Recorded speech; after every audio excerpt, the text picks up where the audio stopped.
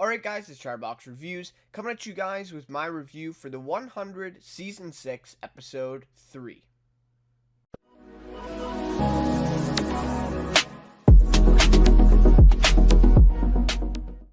Alright, so this one was called The Children of Gabriel, and for good reason, right? This episode was kind of centered on this new group that we're meeting, or this new kind of way of life, I guess, on this planet, which is kind of opposed to the leadership, right? And the main people that we met here from the main community, or the main kind of compound, they call it, where they are now, within the barrier, right?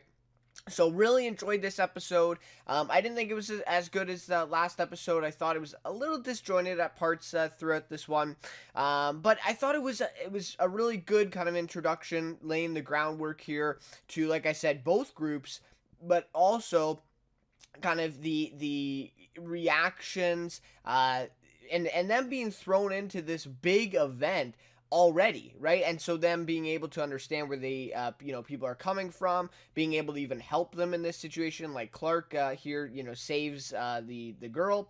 And so I think it's a very interesting way to introduce these two different groups, but ultimately these people from this new planet, right? New planet Sanctum. So anyways, guys, love to hear your guys' thoughts of the episode. What did you think of it, and what are some theories and stuff you're thinking about after this one? I know it did set up some interesting things going forward, but there wasn't necessarily a big cliffhanger at the end of this one, I don't think. And also in the teaser for next episode, we know Octavia's going to be fine. Obviously, we know she's not going to die or anything. So anyways, love to hear your guys' thoughts. And if you enjoyed this review, please leave a like and consider subscribing to the channel. Would really appreciate it. Alright, so let's get into a little bit of a recap for the episode, then I'll get to my rating, favorite character, and some more overall thoughts about what we might see later in the season, and a couple thoughts here about what's going on in this episode. So we'll try to get through this rather quickly, so without any further ado, we start right where we left off. Really like this. Obviously, we leave off on a big cliffhanger last week. I love it. They resume right where we left off this week. So now the parents roll into town after their kids. So we left off last episode, just the kids showed up, right? And so, kind of up those steps where you couldn't see over, right? The thing is on a huge hill, or huge mountain, if you will. So then we see the parents come up, and kind of things go crazy, right? So they surround Clark and the group. And then at this point, they also heal Murphy. So this was really interesting here, where basically, they don't trust them at all, right? They don't really want to help them, and they say, to lock them up. But the one thing they do, right, is heal Murphy. They help out Murphy. So it is an interesting thing here, and I think this, just right off the bat, shows, okay, these people are, merciless, I think, right? They do care about human life. They do care about, their group, the well-being of their group. It's just that they don't really want them living there, because they just don't know who they are, right? And I think that's that's a pretty fair point at this point. So anyways, the guy comes in healing Murphy after he had already died, right? And so basically, they say that he was dead after being exposed to the seawater during the red sun. And so this actually, I guess, got into his veins, like we kind of predicted last episode, and he was dead, right? Like he had no heartbeat. So they're able to heal him here with the venom of a snake. A very odd way of healing here, but kind of goes along with what this new group is, and how they feel about medicine, and how they use these things that they've learned over time on this new planet and adapt that. So a really interesting thing there. They heal him up, and he ends up surviving. So I don't think at least me, I thought there was no way he was going to die, at least this early on, but it was still kind of a cool storyline there. And then we see a little bit afterwards, he is not just fine, right? So he is definitely feeling the effects of he says, he's feels like he's going to hell and stuff like this. So feeling kind of guilty, I guess, after this whole situation happens. And I like that Bellamy right away was kind of very relieved that Murphy was revived here, because he would have been the one responsible for killing him, right? And And so I like that as well. So anyways, the leader locks them up then in that room because they have no idea who these new people are. And of course, the hostage tells them, right, Clark's people killed her family. So she is not helping them out here. And she really has no reason to, of course. So anyways, yeah, the leader locks them up in the room. They have no idea who they are, and then on top of it, right, this hostage woman tells them that Clark's people killed her family. So, right off the bat, right, that they know right away they can't trust these people, and they may even try to kill more of them, right? So I thought it was an interesting point here, though, that the leader brings up that death isn't the end for Murphy before curing him, and I'm wondering if this is speaking back to their view of the afterlife, and how we saw last episode. It seemed like there was a little bit of emphasis on that one scene where the hostage woman says, I'll look after the bodies of these other people who died. And now I don't know if that necessarily relates to then the children of Gabriel, which we see later in the episode actually sees those body bags with those bodies in, or it speaks to their view of the afterlife. So I just thought this was an interesting line here from the leader saying that death isn't the end. And again, does he just mean, okay, they're going to revive him so he's fine? Or do they mean that something else is awaiting Murphy and that's what they believe in? So I just thought that was really cool. And how that goes into it, and I'd love to hear your guys' thoughts. So once the leader visits them, he tells them to land their ship within the barrier as there are dangers outside that could take their weapons and supplies. So very interesting, and right off the bat here, we're already talking about the Children of Gabriel group, right? So Clark finds out that Maddie is still on the ship and that Abby has woken her up, which, I don't know, her reaction at first was like, she was kind of angry, and then soon after she's like, yeah, I probably would have done that too, right? So, you kind of understand it, right? So anyways, so thus they put together a team to go back to the ship to rescue, Maddie and hopefully, obviously, get it in the air because Raven is with them now. They don't have a pilot back on that ship. So, basically, Raven, Bellamy, Octavia, Echo, I think that was it. For them go back along with some of the new Sanctum people to go kind of rescue them there. So Clark then stops to chat with the leader and find out more. This was interesting because she wanted to go save Maddie, but the leader insisted that she is the leader of their people, so the two leaders are going to talk, and she's going to try to convince him to let them stay.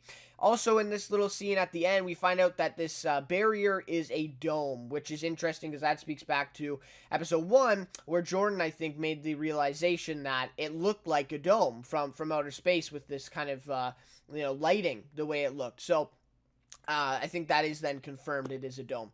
Alright, so suddenly we see back at the ship that Maddie's still training with Gaia to learn the ways of the flame. And this was interesting because we haven't seen this, and we really haven't brought it up yet this season, but I'm thinking it's going to still be a big concern because that was a huge part of last season at the end, with Maddie learning to kind of adapt to the flame and Clark not wanting her to take the flame and all that stuff, right?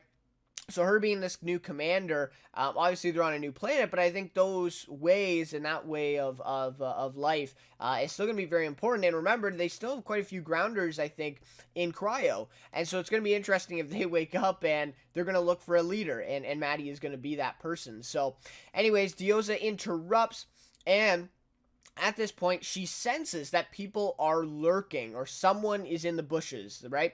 And so then she throws her knife into the bushes and hits a person, right? Just nails someone in there wearing a gas mask and a camouflage costume, it looked like, or some kind of uniform, if you will. And so then, after she knifes this guy, several of these people come out of the bushes and start firing these arrows at the three, which is Diosa, Gaia, and Maddie. So the arrows basically knock them all down to the ground, and perhaps they some way in some type of lucid state, or I believe I forget what they call it in the episode, but I guess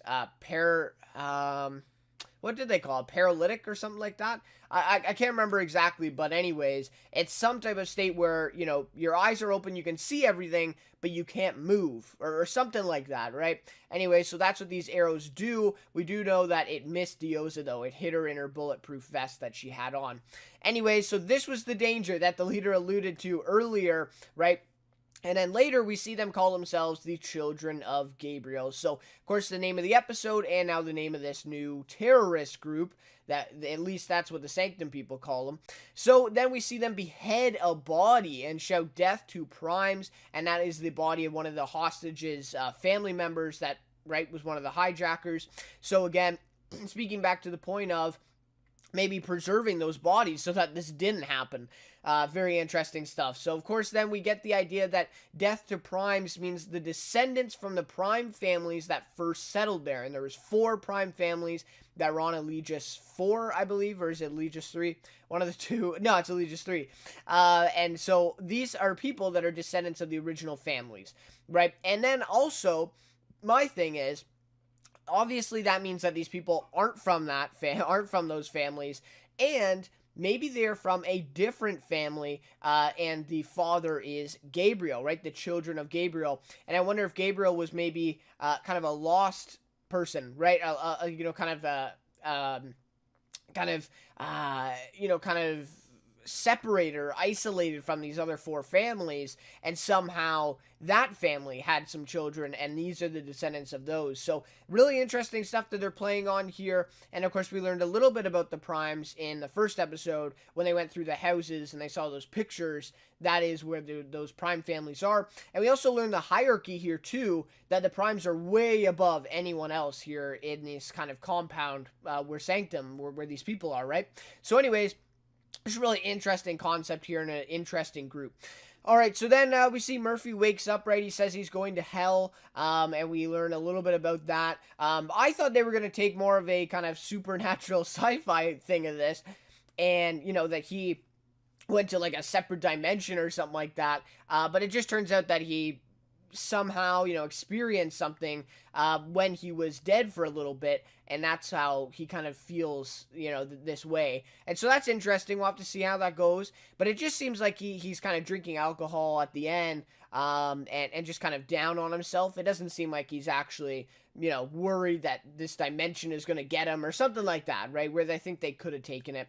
And then we see also Jordan gets close to a new girl who is a Prime, Delilah. So this was interesting. It did seem a little bit fast, I will say, but it did make sense for the story. So I'll let him off on the hook on that one. But it is nice to see Jordan, you know, finding a girl. And of course, this is his first time, you know, ever off the ship, pretty much, right? So off the ship, and let alone with a girl. So it's very interesting that they're playing on here, and I like it. So, all right. Now, we get Clark goes to have dinner with the leader and hopefully convince him to let them stay in their community. We see here that she puts on a dress and everything, right? So she's trying to impress the leader, right? She changes out of her other clothes, puts on this dress, gets kind of fancy, and, you know, something that she hasn't done in, you know, ever really, maybe on the Ark or something like that.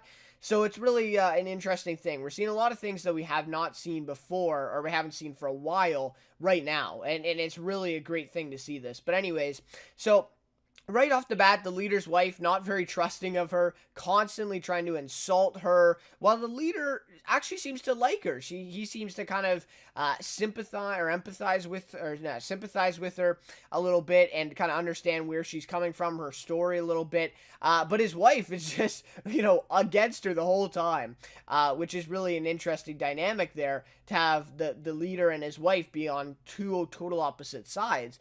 But anyways, until his wife brings up her past about Jordan. So basically, about Jordan, brings up her past that Jordan told them, right?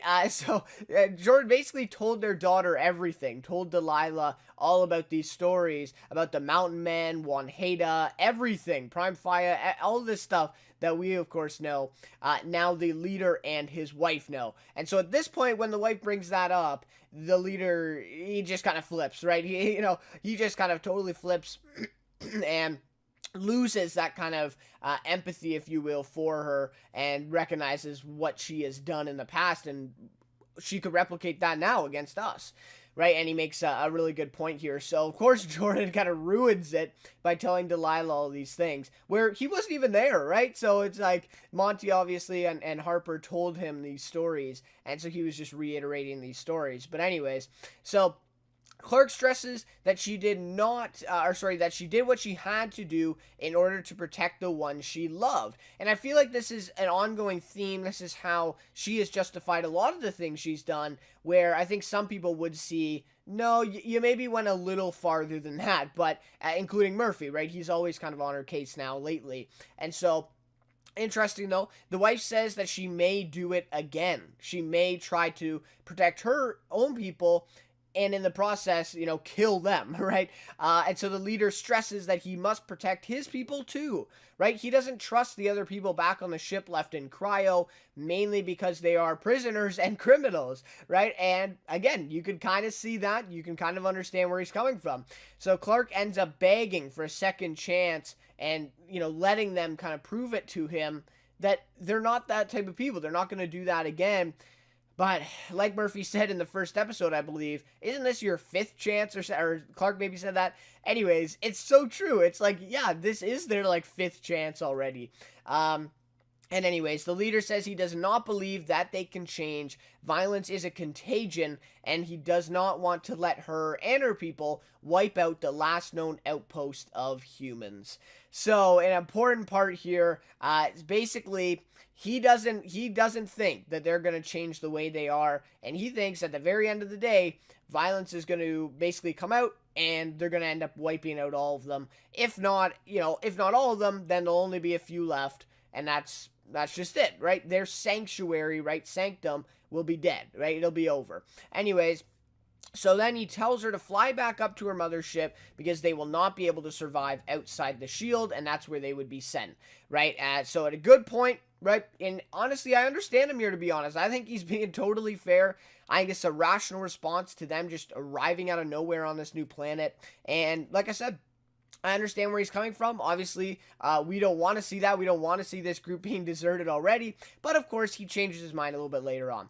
All right, so as the group gets closer, then the Sanctum people call it off as they hear the Children of Gabriel group shouting in the distance, "Death to Primes," right? They're getting all, kind of hyped up and excited.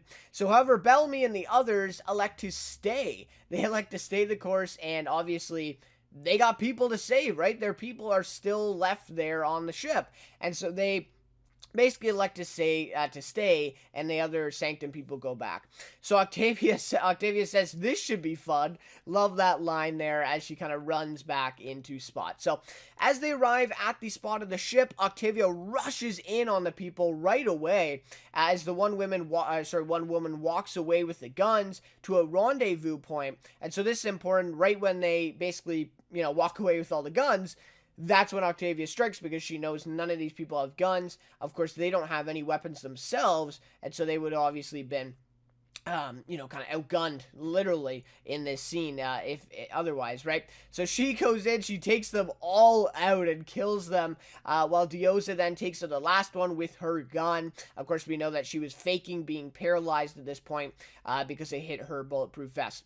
So, anyways, I thought this was badass scene, obviously, for Octavia. We know that she, we are one crew, choose, right, or whatever. I thought that was awesome, and we're seeing that again, and we know that she didn't lose it after 130 years in cryo, so, it probably doesn't feel like that, obviously, right?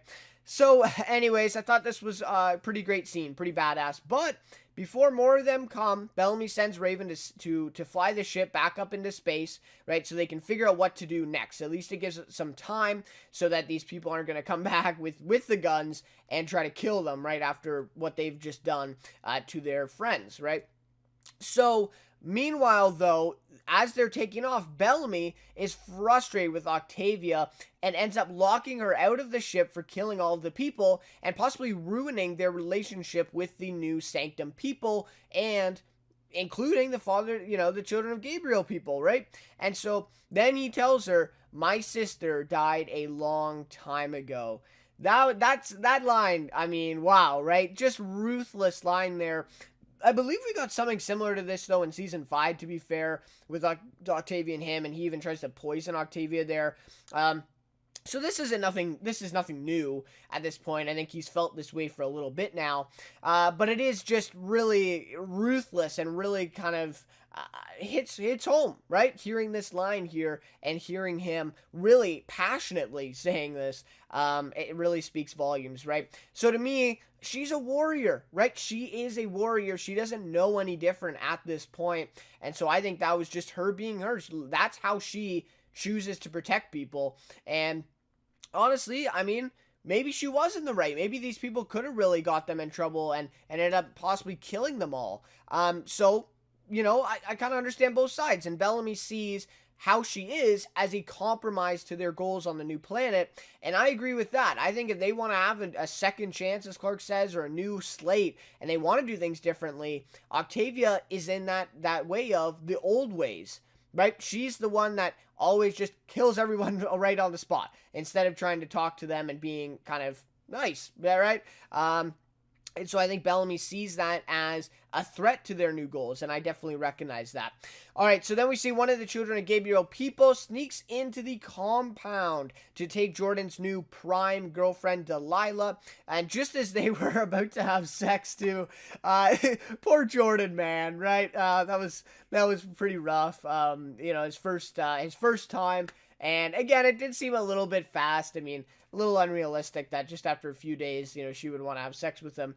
Anyways, it is what it is, but yeah, man, you feel bad for Jordan, right? Anyways, so he tracks the man down.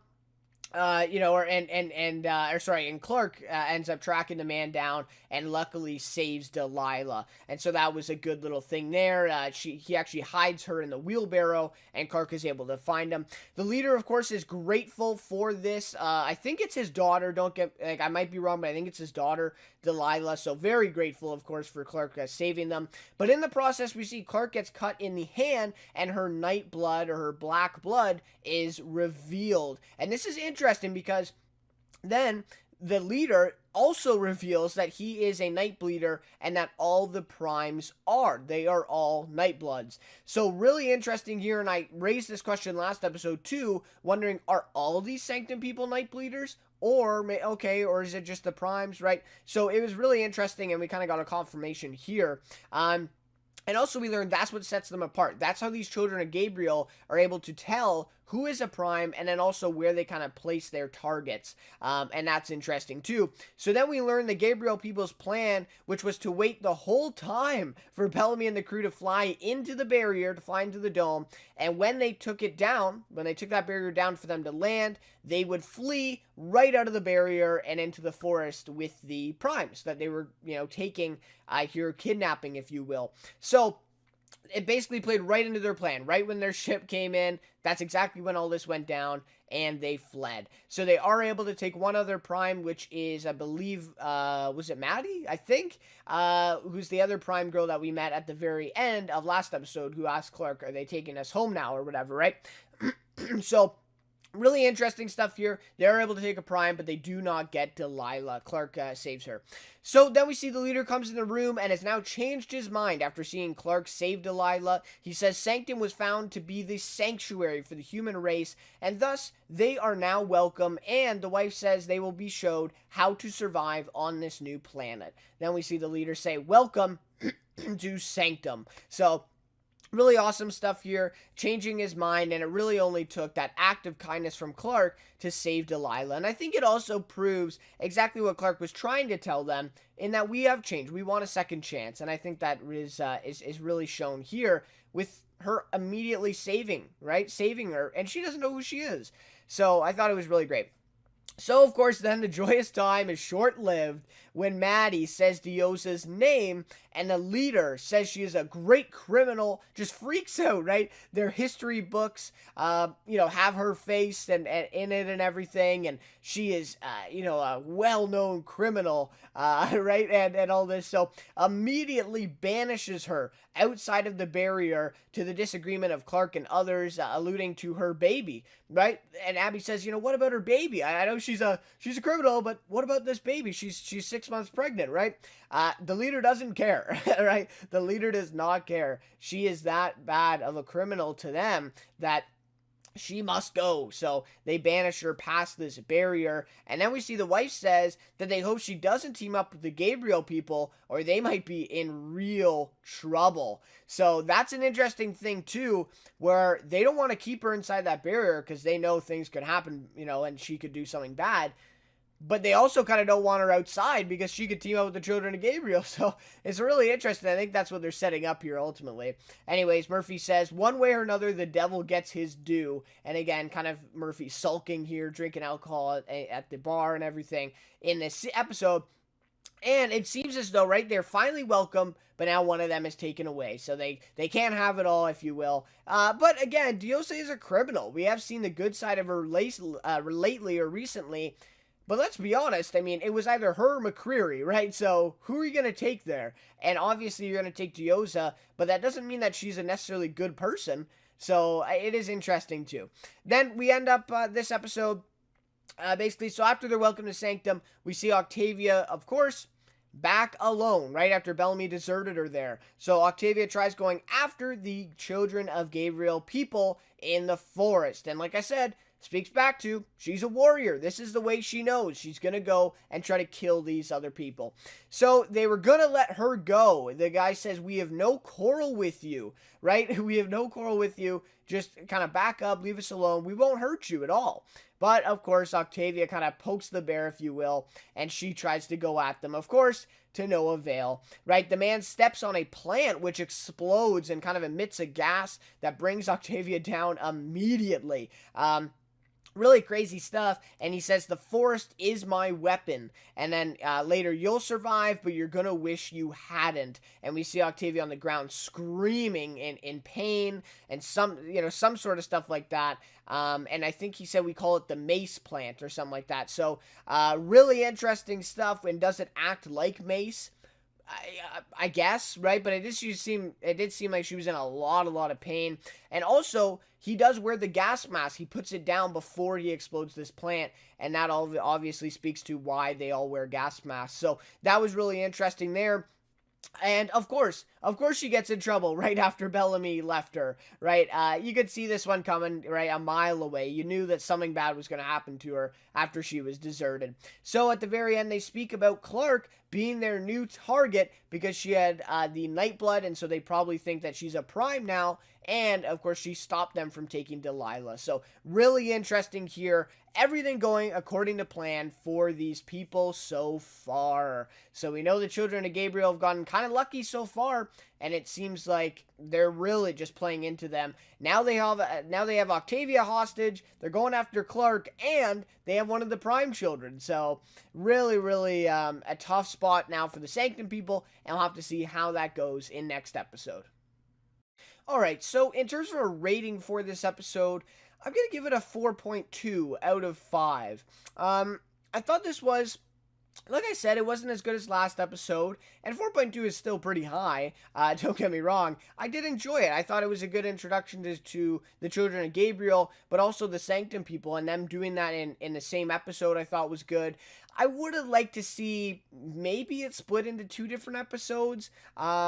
Maybe it would have been a little draggy, like maybe it would have dragged on then and been a little bit boring if they did do that. But I just felt like the Children of Gabriel group could have used their own episode, actually. And they've done that before with the Grounders and these different groups that they meet. The Prisoners, I think there was a couple episodes season 5 where it was like really focused on the prisoner group and their background. So I think as an introduction episode, you could have done that for the Children of Gabriel, and maybe they will do that in the next couple episodes and give us some more explanation on this. But anyways, it is what it is. I enjoyed it, though. I still thought it was really good. So I do want to talk about this. The Children of Gabriel, are they the good people? And I saw this, a lot of people are discussing this, Twitter and all this stuff that they're talking about. And that's the first thing I thought too, was especially when in the episode, when he says, we have no quarrel with you, right? And they weren't even going to hurt Octavia in that scene. And she says, she wants to kill them and stuff, right? And so in that moment, I thought to myself, like, are these people really that bad? And we've seen this over and over again in the show where the villain or the antagonist is really disguised as the good people at first. We see that with the Mountain Men, really great example of that with the Mountain Men. Where they thought the Grounders were the villains, the antagonists, the Mountain Men were the good people, and of course that totally flipped on, completely flipped on its head, right? And so I do think there's going to be some dynamic there where the children of Gabriel are actually not that bad at people, although we saw them behead a dead body and yell death to Prime. So obviously we know they're not perfect, and we know the Grounders weren't either in season 2. But at this point, I think they're building towards the children of Gabriel actually being the better people than these Primes. And I think the Primes have something to hide here. But anyways, we'll have to see. And I might be totally wrong on that. We'll have to see. And also, I just feel like they're stressing calling them the terrorist group, these other Sanctum people. And I just feel like it just seems like they're almost like denouncing them too much at this point and building up, like making them a super villain at this point. And they don't really talk about them otherwise. So anyways, just interesting stuff, and that's just my thought. Great introduction to the leader and the culture of these new people at Sanctum and this compound, and learning about the Primes, learning a little bit of background. Again, really enjoyed that stuff, and I really like the leader's character so far. Thought he was really great. The actor was really great as well, playing him. Not as good as last week's episode, right? Again, a little more scattered in this one. Kind of, not as kind of, it just didn't seem as kind of together, right? It just seemed a little scattered, little things here and there, and a little bit predictable, of course, towards the end of the episode, where you saw, the leader coming in, forgiving them, of course, and then Octavia, of course, gets into trouble by herself. But anyways, I still enjoyed it.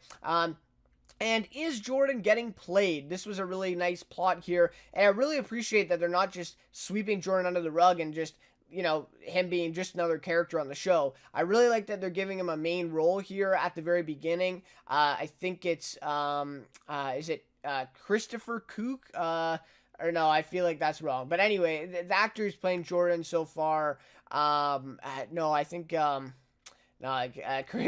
Christopher was Monty's, I'm trying to think.